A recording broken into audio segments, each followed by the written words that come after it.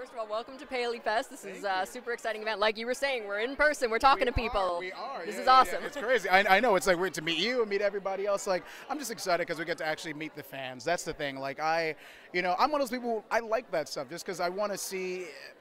I guess I forget how much impact these shows can have on people's lives. So to actually hear those kind of stories and get to meet them and interact with them, I like that. So I'm excited.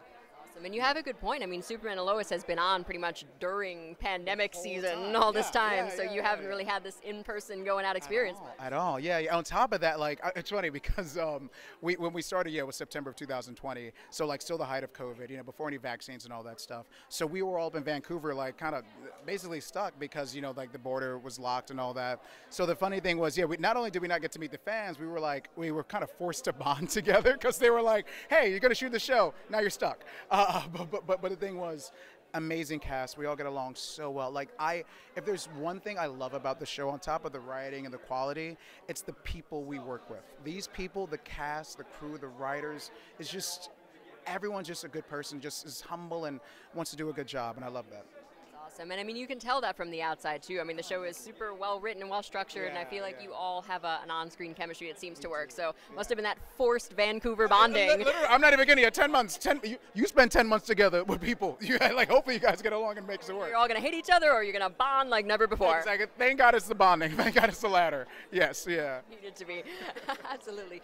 So, of course, we're here today for PaleyFest. We're gonna be debuting a new episode today. So obviously you can't give too much away, but just want to start with your thoughts on what we're going to be seeing today. Well, actually, we're going to be seeing an episode that aired last week. So it actually is aired already. It's 209. It's a cool episode because for me, what was interesting was this episode without Superman. The show was called Superman and Lois, and there's an episode without Superman. And I think people were, at least the reactions I've read, where people were pleasantly surprised at how well it was without him. Because obviously Tyler is amazing and like he's the foundation of the show.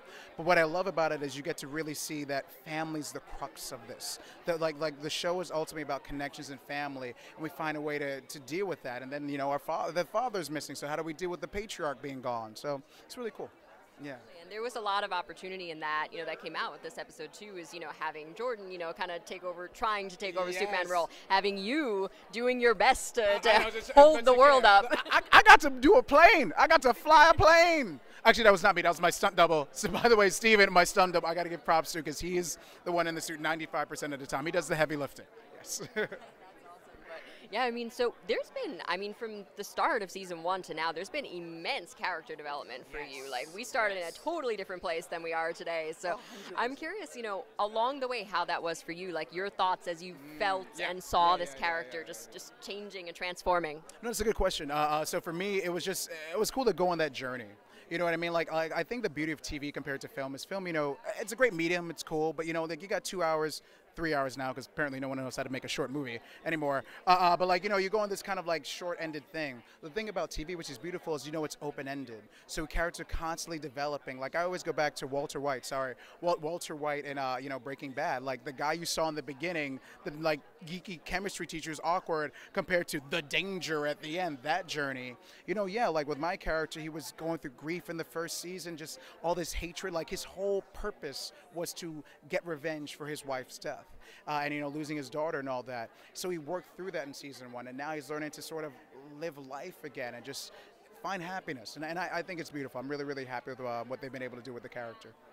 And, the fact that Lois was his wife in another world, that was a huge plot twist. So I know. When did you find out about that? What was your reaction? I know. I found out just like everybody else. Because the funny thing is for me, I'm probably the resident dork on this show, or at least a comic dork, because I don't like to know what's coming. At the beginning, the way it generally works is the showrunner, will call you or sit down with you and be like, hey, this is what we're going to do for the season. I'm like, dude, just tell me what I need to know, because I like reading the scripts. So I found out about it when it came out in the script. I was like, oh, this is crazy. I was like, oh, I get it now. But also it's a cool way to infuse him then with this family here on this earth and get to see, how they interact. Like, how do you interact with your dead alternate wife who doesn't know you? And it's just weird. So it's cool. A lot of layers. True, yeah, because it's not only just, a natural, human development. You're dealing with like supernatural, bizarro type things, so that brings a whole new layer into it too. 100%. I mean, I'm from another dimension, so like yeah. And now we're going to bizarro world. You know how this is like it's a superhero show. It brings all this stuff, but yeah, to see the differences and all that, like that's what I'm really looking forward to actually seeing is sort of him find ways to continue to ingratiate himself in the world, or like integrate himself, with the world, and like really find his roots here and find other family members and all that. I'm super excited. We'll see. Absolutely, that's awesome. I mean, because at the end of the day, the core of this show really seems to be family. No matter how many superhero layers you put on it, it's realistic in the family sense. Yes, and I agree 100%. That's what Todd wanted. That's why I love Todd, our showrunner, Todd Helbing, because he talked about that. Because ultimately, he kind of described it as like, how grounded can you make a show about a man who flies? And I always thought that was really interesting to take and an interesting pitch on that. And ultimately, it goes back to family, relationships, and love and connections. Because that's something we all relate to. I don't care who you are. I don't care how much money you have. I don't care where you are on a socioeconomic scale, your career. To me, that's what unites us. And to get to see that, like Superman go through that, I think it's great. You just said you were a self-proclaimed comic dork, so yes, I am. You must have been a Superman fan before you actually joined this. So how does it feel to be joining into that history at this point? No, it's honestly it's weird. Just because like again, it's stuff I grew up on. Like I read The Death of Superman, I read Steel, I read all this stuff. So for me, it's just I've accepted it now that it's real, but it took a long time. Yeah. So I was a huge fan. Love Batman. I'm a huge fan of that stuff too. Yeah, so it's kind of crazy. Then I mean, there's that connection with the Arrowverse, that ties into this. But at the same time, I feel like this show is pretty independent of that. You see connections, but there's this whole other, storyline developing. Yeah, I know. But I think that's fascinating about it. I think what I love about what they're doing with that is the Arrowverse has been on, and the fact that Greg Berlanti and CW have been able to do this has been amazing. But I feel like they're kind of like, okay, what's Arrowverse 2.0? You know what I mean? And maybe it's now we can have these shows who kind of operate independently, so they have different tones. Like that's what I love. I remember when I first saw the early cut of the pilot, I was shocked. Like everyone kept saying, "Oh no, this is different. This is different. We're rebooting. It's different." I was like, okay. But like when I saw it, and I saw the tone and the quality and the different kind of like cameras work they were doing, I was like, wow, this is a whole different level of stuff. So I love that. It's been really cool. So curious to see what else happens. We got other shows coming out. So, Absolutely. And this is something I've been asking everybody today is what would you personally like to see happen with your character if you could kind of take over writing for a while? Oh, that's really. Oh, what would I like to do with my character? Find his, like I said, find his roots. They mentioned his sister in the first season. Also mentioned that he apparently died of mysterious causes. So I'd really like to find out what happened with John Henry Irons of this current world.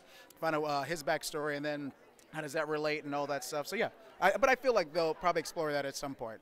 Yeah. Good stuff. Looking forward to the rest of season 2 and now season 3. So thank you so much for your time today. Thank you so much. Appreciate it. Thank you, Chelsea. All right. Thank you, guys.